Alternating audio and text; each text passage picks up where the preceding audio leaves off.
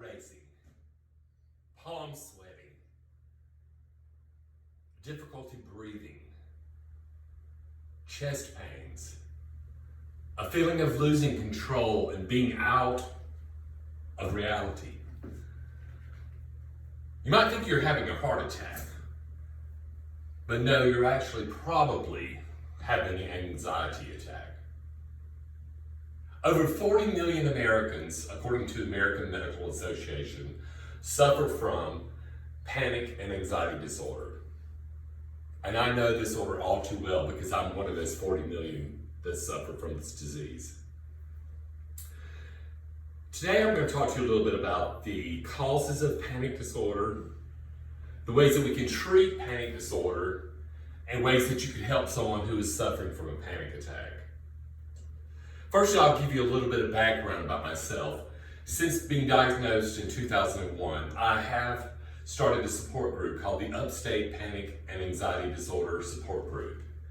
And as part of my work, we meet once a month, and currently we have 35 members. Okay, let's talk about the symptoms. I spoke briefly about it at the beginning, about chest pain, difficulty breathing, sweaty palms, but it goes even further. There's a numbness in your extremities. There's also nausea, headaches, and there's an impending fear of doom or that something horrible is going to happen to you. And it is simply because your brain is giving too much adrenaline to your body because there's an imbalance in your brain and the adrenaline is rushing through your body, and it's what psychologists call a fight or flight mode. And when you're in fight or flight mode, your body thinks that you are in impending danger and that you are something terrible is going to happen, and your body has to fix it. There's lots of different symptoms from different people, but those are the most common ones. Now let's talk about the treatments. Well, there's very simple treatments that you could do. It's called a breathing exercise. You can breathe in through your nose for a count of 5 and out for a count of 5. 1, 2, 3, 4, 5. And you simply repeat that until your heartbeat goes down, your heart rate goes down. You could also see your family physician, in which case they will probably refer you to a psychiatrist. And at that point, a psychiatrist will see you, and the psychiatrist will assess your situation and talk about how often you have the anxiety and panic attacks. And at that point, you may be prescribed a medication. Now, I will warn you, the dangers of this medication is they are very addictive. They're often controlled substances that you really don't want to be addicted to the rest of your life. For some people, they have no choice. That's their only choice. That's their only way of coping with this disorder.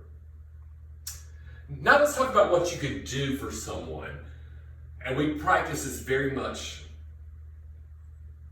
during our meetings with the support group.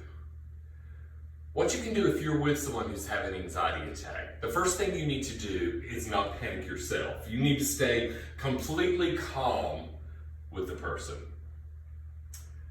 You also need to ask the person, what do you need?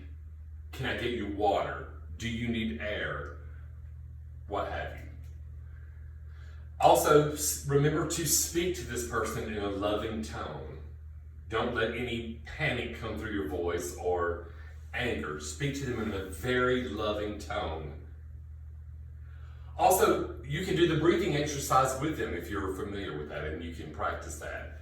Breathe in through your nose through 5, out through your mouth through 5, in 5 counts.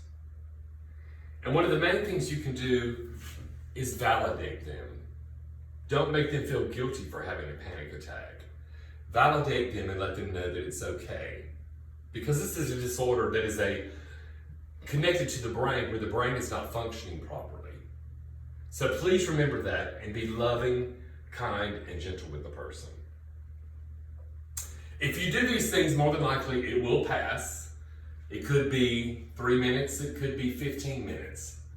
But just validate the person that they are going to be okay.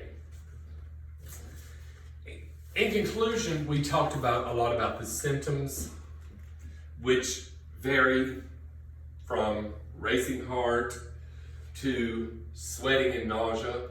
We also talked about treatments, simple things such as breathing, having someone there to help you, and we talked about prescription drugs. But there's really no answer to a cure for panic and anxiety disorder. And through my work, I've come up with a motto that I'd like to leave you with today. It's a very simple one, but it's very special to the people that are in my support group. And that motto is, do not assume I am weak because I suffer from panic attacks.